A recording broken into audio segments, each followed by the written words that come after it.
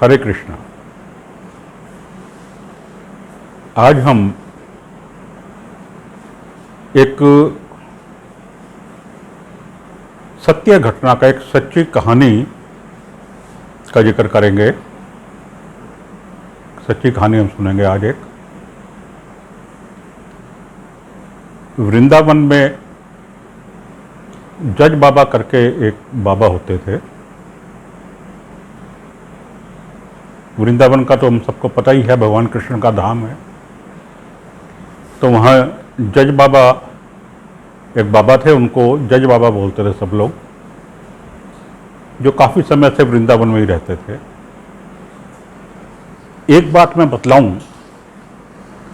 कि ये जो आज हम जज बाबा की कथा का चर्चा कर रहे हैं, जो कि एक सत्य कथा है, बहुत पुरानी नहीं है। अभी पिछली सदी में ही, 20वीं सदी में ही जज बाबा वृंदावन में होते थे। लगभग 1950-60 के आसपास उन्होंने शरीर का त्याग किया था। तो ये कोई बहुत पुरानी घटना नहीं है कि हम कहें कि 500 साल या 600 साल या 5000 साल पुरानी घटना है, ऐसा नहीं है। तो जज बाबा की क्या विशेषता थी कि वो नित्य मंदिर में जाते थे और अलग अलग मंदिरों में, कई मंदिरों में जाते थे, किंतु वो किसी भी मंदिर के अंदर दर्शन करने नहीं जाते थे। मंदिर के बाहर ही खड़े होकर के मंदिर के दीवार के साथ लग के रोते रहते थे। और जो भगत लोग अंदर मंदिर से दर्शन करके आते थे, उनसे पूछ लेते थे कि भगवान ठीक हैं, सब कुछ ठीक है, चले जाते थे। फिर दूसरे मंदिर पहुंच गए, वहां जाकर दीवार के साथ लग के रोते रहते थे। दर्शन करके बाहर आने वाले भक्तों से पूछते थे कि भगवान ठीक हैं, सब ठीक है। जो प्रसाद में मिल जाता था भारी, वही खा लेते थे। एक कुटिया उन्होंने वृंदावन में अपनी बनाई हुई थी, उस कुटिया में रहते थे और भगवान का भजन करते रहते थे, भगवान का जाप करते रहते थे। अब हम ये देखते हैं कि ऐसा क्यों था। जज बाबा मंदिर के अंदर क्यों नहीं जाते थे, बाहर ही से वापस क्यों लौट आते थे? तो उसके लिए हमें जज बाबा के, और उनको जज क्यों कहा जाता था, ये भी हमें देखना है। तो इसके लिए हमें उनके वृंदावन में आने से पहले के जीवन की ओर जाना होगा। जज बाबा एक दक्षिण भारतीय थे, साउथ इंडियन थे। दक्षिण भारत में जज बाबा सरकारी नौकरी में थे, जज थे, मजिस्ट्रेट थे, इसलिए उन्हें जज बाबा कहा जाता था। तो वहाँ की घटना है, जब वो वहाँ जज थे, तो जो उनकी कोर्ट की ज्यूरिस्डिक्शन थी, उस ज्यूरिस्डिक्शन में एक छोटा सा गांव पड़ता था। साउथ इंडिया में जैसे हमें पता है कि बहुत नदियाँ हैं, बड़ी बड़ी समुद्र है, बहुत कुछ वो है, तो वहाँ नावें वगैरह बहुत चलती हैं, मछुआरे बहुत होते हैं, नाविक बहुत होते हैं।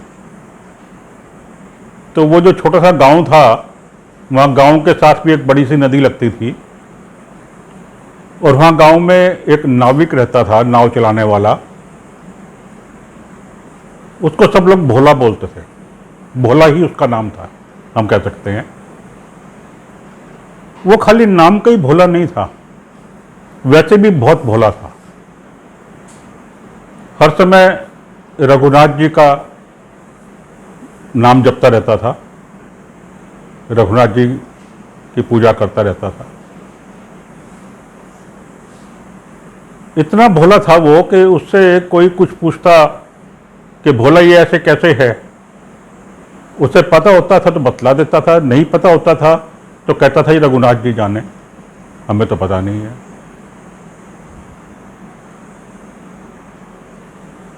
भोला के 2 बेटे थे, एक उसकी बेटी थी, 3 बच्चे थे। बच्चे बड़े हो गए थे, बेटी मैरिजेबल एज में थी, विवाह के लायक थी, लेकिन उसके पास इतने पैसे नहीं थे कि जो उसकी शादी कर पाता और शादी में खर्चा वर्चा कर पाता। एक दिन भोला के बच्चों ने उसको कहा, बेटों ने उसको कहा कि पिताजी यहाँ गांव में एक साहूकार जो है, साहूकार से कुछ पैसे ले लो, तो पैसे लेके हम बहन की शादी कर देते हैं, उसके बाद आप भी काम कर रहे हो, हम भी दोनों काम करेंगे, मिल करके उसका पैसा उतार देंगे। भोला ने कहा ठीक है, आप लोग कहते हो तो मैं ले लेता हूँ। भोला ने साहूकार से कुछ पैसा उधार लिया और पैसा लेकर के अपनी पुत्री का विवाह कर दिया, शादी होकर के वो चली। अब भोला और उसके दोनों बेटे तीनों दिन रात मेहनत करते थे, काम करते थे, पैसे कमाते थे और साहूकार के कर्ज में देते जाते थे। धीरे धीरे करके लगभग उसका सारा कर्ज चुक गया, थोड़ा बहुत पैसा बचा था जो भोला ने साहूकार को देना था। पैसे इकट्ठे किए कुछ और भोला ने और उसके बेटों ने, तो पैसे इकट्ठे करके भोला साहूकार के पास गया कि लाला जी आपका हिसाब देख लो और जितने पैसे बनते हैं मेरे से ले लो, लेकर के कर्ज पूरा करो। साहूकार ने भोला की फाइल मंगवाई, मंगवा के सारा देखा, देख के बतला दिया कि भाई इतना मूल का, इतना ब्याज का, ये मिला करके इतने पैसे तुम्हारे बाकी बचते हैं। तो जो भी पैसा बाकी बचता था, भोला ने वो पैसा साहूकार को वापस कर दिया। साहूकार ने पैसा लेकर के एक पर्ची जैसे वहाँ रखी हुई थी, पर्ची के ऊपर लिखा कि भोला ने आज अपना सारा पैसा ब्याज समेत चुका दिया है और अब उसकी तरफ कुछ बकाया नहीं है। लिख करके साहूकार ने पर्ची भोला को दे दी कि ये अपने पास रख लो। अब भोला तो बेचारा अनपढ़ था, पढ़ना लिखना जानता नहीं था। उसने पर्ची हाथ में ली, देखी और कहने लगा कि लाला जी मैं तो बिल्कुल अनपढ़ व्यक्ति हूँ, लिखना पढ़ना जानता नहीं हूँ, जो आपने लिखा है ठीक लिखा होगा, बाकी रघुनाथ जी जाने। ये बात सुन के कि भोला अनपढ़ है, लिखना पढ़ना नहीं जानता, साहूकार के मन में लालच आ गया, बेईमानी आ गई। उसने कहा भोला को जरा दिखाइए पर्ची, कुछ कमी रह गई हो तो मैं पूरी कर दूं। भोला ने साहूकार को पर्ची दे दी। पर्ची लेके साहूकार कहने लगा कि जरा अंदर जाकर के मेरे आदमी होंगे, उनको बोल दे कि जरा पीने का पानी ले आएंगे। भोला चला गया पानी के लिए कहने के लिए। भोला के जाते ही साहूकार ने उस पर्ची को तो फाइल में डाल दिया, दूसरी पर्ची लिख दी जिसमें लिख दिया कि भोला का हिसाब खत्म नहीं हुआ है, उसकी तरफ अभी पैसे बकाया हैं। वो पर्ची लिख करके अपने पास रख ली, नई पर्ची। जब भोला वापस आया तो साहूकार ने वो पर्ची भोला को दे दी कि ले भोला तेरी पर्ची रख ले। भोला ने कहा मालिक आपको पता है कि मैं तो अनपढ़ हूँ, लिखना पढ़ना जानता नहीं हूँ, रघुनाथ जी जाने। ये कह के भोला ने पर्ची अपनी जेब में रखी और अपने घर चला गया। अब साहूकार के मन में तो लालच आ चुका था, बेईमानी आ चुकी थी कि मुझे भोला से और पैसे लेने हैं, ये तो पढ़ना लिखना जानता नहीं है। साहूकार ने भोला के अगेंस्ट कोर्ट में पैसे की रिकवरी के लिए, पैसे की वसूली के लिए केस फाइल कर दिया। वो केस इन्हीं जज साहब की कोर्ट में आया जिनके विषय में हम बात कर रहे हैं। जब कोर्ट में केस आया तो कोर्ट से भोला के नाम सम्मन आ गया। बोला कोर्ट में हाजिर हुआ तारीख पर जाकर के। तो उससे पूछा गया कि भाई तुमने इससे पैसे लिए थे? मैंने कहा जी हाँ लिए थे। भोला ने कहा वापस क्यों नहीं किए? भोला ने कहा जी मैं तो वापस कर चुका हूं सारे पैसे इनके। इनका पैसे वापस कर दिए हैं? हाँ कर दिए हैं। कोई सबूत है? उसने कहा हाँ जी, इसके उन्होंने पर्ची लिख कर दी थी, मेरे पास पर्ची है। उन्होंने कहा पर्ची दिखाओ। भोला ने कहा जी ठीक है, मैं ला के पर्ची दिखा दूंगा। आगे तारीख लग गई, भोला चला गया। अगली तारीख पे पर्ची लेकर के आ गया जो साहूकार ने उसको लिख के दी थी। वो पर्ची ला करके उसने जज साहब को दे दी कि जी ये पर्ची इसने लिख के दी थी। जज साहब ने पर्ची देखी तो उस पर लिखा था कि भोला ने अपना खाता खत्म नहीं किया है, सारे पैसे नहीं दिए हैं, उसकी तरफ अभी पैसे बकाया है। तो जज साहब ने पर्ची पढ़ के सुनाई और भोला को बताया भाई इसमें तो ये लिखा हुआ है, तो इसके अनुसार तो तुम्हारे पैसे बकाया निकलते हैं। ये बात सुन के भोला की आंखों में आंसू आ गए, रोने लगा। बोला जी मैंने तो सारे पैसे दे दिए थे और इसने क्या लिखा, मैं तो अनपढ़ आदमी हूं, पढ़ा लिखा हूं नहीं, मुझे नहीं पता पर्ची पे इसने क्या लिखा। मुझे तो इसने ये कहा था कि पर्ची पे लिख दिया है कि तूने सारे पैसे दे दिए हैं। तो घर जाकर के मैंने पर्ची रख दी थी, आज आपने मंगवाई, मैंने ला के पेश कर दी, मुझे तो पढ़ना लिखना आता नहीं। खैर मुकदमे में आगे तारीख लग गई कि और कोई सबूत है तो ला करके पेश करो। लेकिन जज साहब ने जो कोर्ट का जो प्यादा होता है, जो अर्दली होता है, अर्दली को इशारा किया कि इसको भोला को रोक लेना। तो जब भोला जाने लगा तो अर्दली ने उसको रोक लिया कि थोड़ी देर रुक जाओ। अभी भोला रुक गया। कोर्ट का काम पूरा होने के बाद जज साहब अपने चैम्बर में गए। उनको कुछ डाउट हुआ मन में कि कहीं ना कहीं कुछ चक्कर जरूर है, ये आदमी बड़ा भोला भाला शरीफ लग रहा है, साहूकार ने कहीं कुछ गड़बड़ की है। तो जज साहब ने भोला को अपने चैम्बर में बुलाया, बुला के उससे पूछा कि भोला क्या तुमने वास्तव में पैसे दे दिए थे? भोला का कहने लगा जी कि मैं बिल्कुल झूठ नहीं कह रहा हूँ, सौगंध लेकर के कहता हूँ कि मैंने सारे पैसे दे दिए थे, ब्याज समेत सारे पैसे दे दिए थे। तो जज साहब ने पूछा उससे कि जब तुमने पैसे दिए इसको, उस समय वहां तुम्हारे और साहूकार के अलावा और भी कोई था? अब भोला तो ठहरा भोला, रघुनाथ जी का भगत। वो कहने लगा कि जी मैं शपथ पूर्वक कहता हूं कि जब मैंने पैसे वहां दिए तो मेरे और साहूकार के अलावा एक रघुनाथ जी थे और कोई नहीं था। जज साहब ने कहा ठीक है तुम जाओ, तारीख पे आना।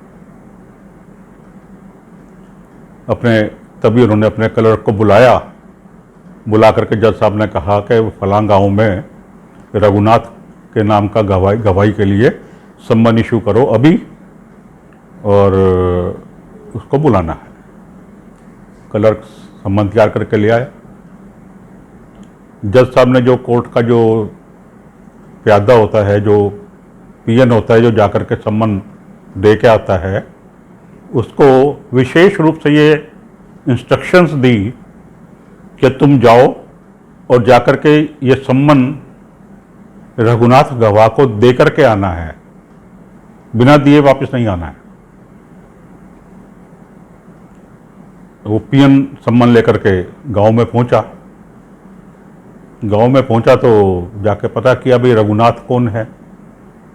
पता लगा गांव में रघुनाथ नाम का तो कोई आदमी नहीं है। अब वो बेचारा बड़े चक्कर में पड़ा,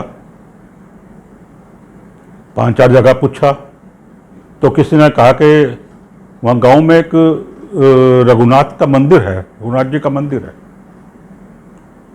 तो उसने पी ने सोचा कि वहाँ कोई मंदिर होगा जो किसी रघुनाथ नाम के आदमी ने बनवाया होगा, तो वो रघुनाथ जी का मंदिर बोलते होंगे उसको, क्योंकि रघुनाथ नाम के व्यक्ति ने बनाया होगा। तो मंदिर पहुंचा। मंदिर में बाहर पुजारी जी बैठे थे। तो जाके उसने पीएन ने पुजारी जी से पूछा कि रघुनाथ जी का मंदिर यही है? पुजारी ने कहा हाँ जी यही है। तो उसने सम्मन निकाल के दिए कि ये रघुनाथ जी के नाम का सम्मन है, ये सम्मन ले लो, उनको दे देना। पीएन ने सोचा कि शायद यही रघुनाथ जी हो। पुजारी ने देखा सम्मन, पुजारी कुछ पढ़ा लिखा था, उसने देखा कि सम्मन है रघुनाथ जी के नाम का गवाही का। उसने सम्मन ले लिया, सम्मन लेके उस पर कॉपी पे साइन करके अपने हस्ताक्षर करके पीएन को वापस दे दिए। पीएन वो लेकर के वापस चला गया। शाम को भोला आया। पुजारी जी ने भोला से पूछा भाई क्या चक्कर है, क्या कहानी है? भोला ने सारा कुछ बतलाया कि ऐसे ऐसे साहूकार ने मेरे साथ धोखा किया है और ऐसे ऐसे अज्जद साहब ने मुझे बुला करके पूछा था, तो मैंने कहा था रघुनाथ जी थे वहाँ पे, तो उन्होंने रघुनाथ जी का सम्मन भेज दिया। अब पुजारी जी को सारी कहानी समझ में आ गई। पुजारी जी मंदिर में अंदर गए और जाकर के वो सम्मन जो रघुनाथ जी की जो प्रतिमा थी उनके चरणों में रख दिया और उनसे प्रार्थना की कि रघुनाथ जी आपने सम्मन तो मंगवा लिया है, अब आपको गवाही पे जरूर जाना है। कहीं ऐसा ना हो कि आप गवाही पर ना जाओ तो ये बेचारा भोला मारा जाएगा। ये बहुत भोला भाला व्यक्ति है, आपका परम भगत है, इसके ऊपर कोई आंच ना आने देना, इसका ध्यान रखना। अब वो पुजारी जी हर रोज पूजा करते हुए रघुनाथ जी को प्रार्थना करें कि भोला की रक्षा जरूर करनी है, उसके ऊपर कोई आंच नहीं आनी चाहिए। और सम्मन रघुनाथ जी के चरणों में रखा हुआ था ही। कुछ दिन निकल गए। तारीख का दिन जिस दिन था उससे पहले दिन शाम को पुजारी जी ने भोला को कहा कि भोला तू आज ही शहर चला जा, कल तेरी सुबह तारीख है, कहीं ऐसा ना हो कि तू समय पर ना पहुंच पाए। कहने लगा जी ठीक है मैं चला जाता हूँ। भोला पहले दिन शाम को शहर चला गया अभी तारीख के लिए। अगले दिन सुबह पुजारी जी ने रघुनाथ जी का स्नान करवा के श्रृंगार करके सारा उनको तैयार किया और 4-5 कपड़ों के जोड़े रघुनाथ जी के सामने रख दिए और हाथ जोड़ के पुजारी जी ने प्रार्थना की कि हे रघुनाथ जी आज उसकी तारीख है भोला की, ये वस्त्र आपके सामने रखे हैं, कपड़े आपके सामने रखे हैं, जो आपको पसंद हो वो पहन लेना और वहाँ समय पे पहुँच के उसकी गवाही दे देना।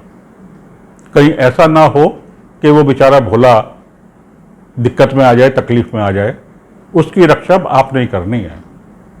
आपका बहुत भगत है, सारे दिन आपकी पूजा करता है, आपने उसका ध्यान रखना है। प्रार्थना की पुजारी जी ने। उधर सुबह कोर्ट का काम शुरू हुआ। भोला के केस का नंबर आया, आवाज हुई, भोला कोर्ट में पहुंच गया, साहूकार पहुंच गया। तो जज साहब ने पूछा भोला से कि हाँ भाई तुम्हारे गवाह रघुनाथ जी कहाँ हैं? भाई रघुनाथ जी तो यहाँ यहीं हैं, हर जगह है, यहीं है। उन्होंने कहा यहीं है? बोले हाँ जी हैं। तो उन्होंने अपने पीएन को प्यादे को आवाज लगाई कि भाई बाहर आवाज लगाओ रघुनाथ गवाह। जाके बाहर पीएन ने जोर जोर से आवाज लगाई, चलो रघुनाथ गवाह हाजिर हो, चलो रघुनाथ गवाह हाजिर हो, चलो रघुनाथ गवाह हाजिर हो। 3 बार आवाज लगाई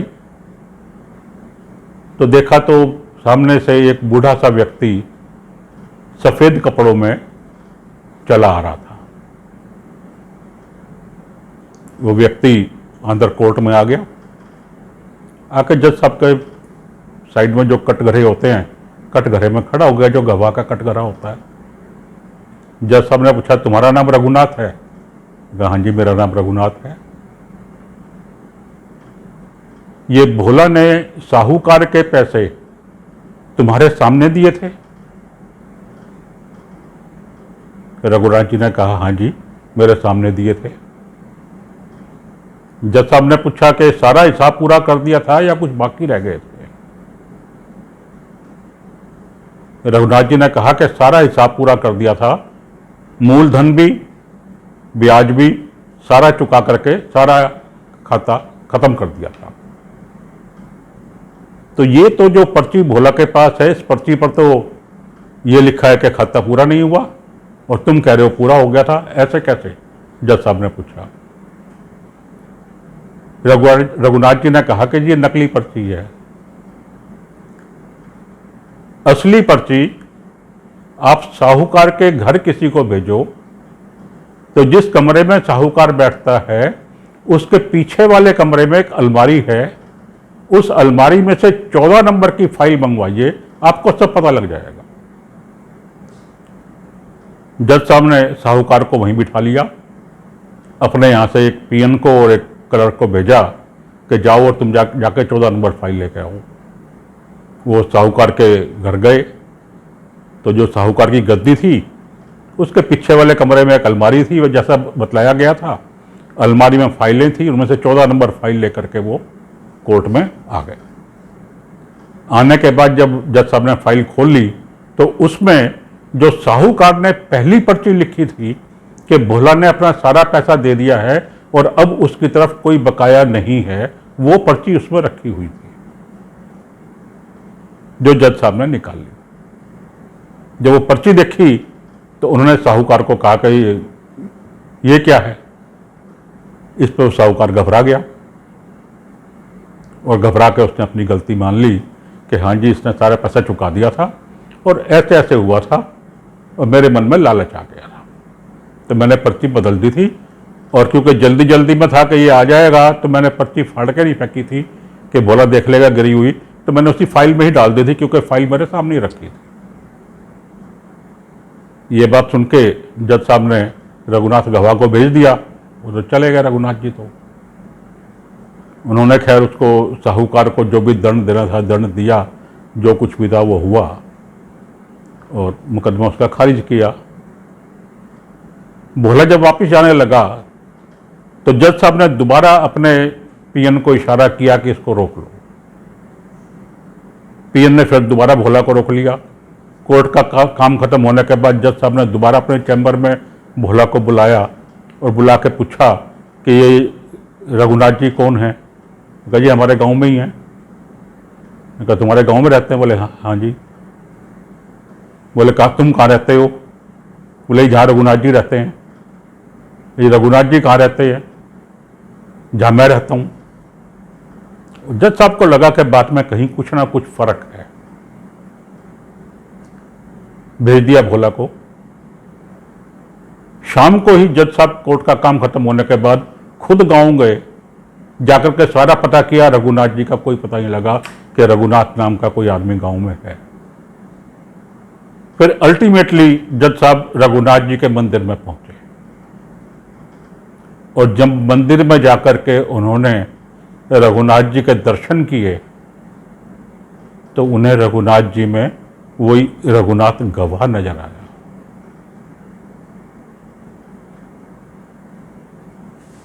वहां रघुनाथ जी में रघुनाथ गवाह को देखते ही साथ जज साहब का मन भर आया और वो रघुनाथ जी के चरणों पे सिर रख के फूट फूट के रोने लगे।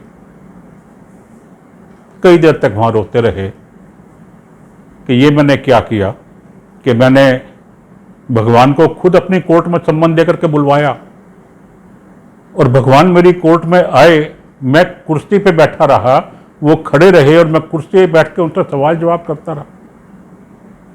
ऐसा व्यवहार मैंने भगवान के साथ किया। रो रो के उनका बुरा हाल हो गया। खैर कुछ समय के बाद वहां से लौट के अपने घर आए। आते ही साथ उन्होंने अपने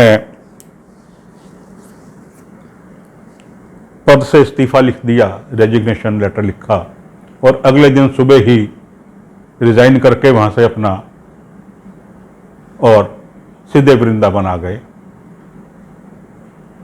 और सारी उम्र उनको यही मलाल रहा कि मैंने इतना बड़ा अपराध किया, इतना बड़ा पाप किया कि मैंने भगवान को सम्मन भेजा, अपनी कोर्ट में बुलाया गवाही के लिए और भगवान को स्वयं आना पड़ा वो आए, मैं कुर्सी पे बैठ कर सवाल जवाब करता रहा और वो खड़े होकर के जवाब देते रहे।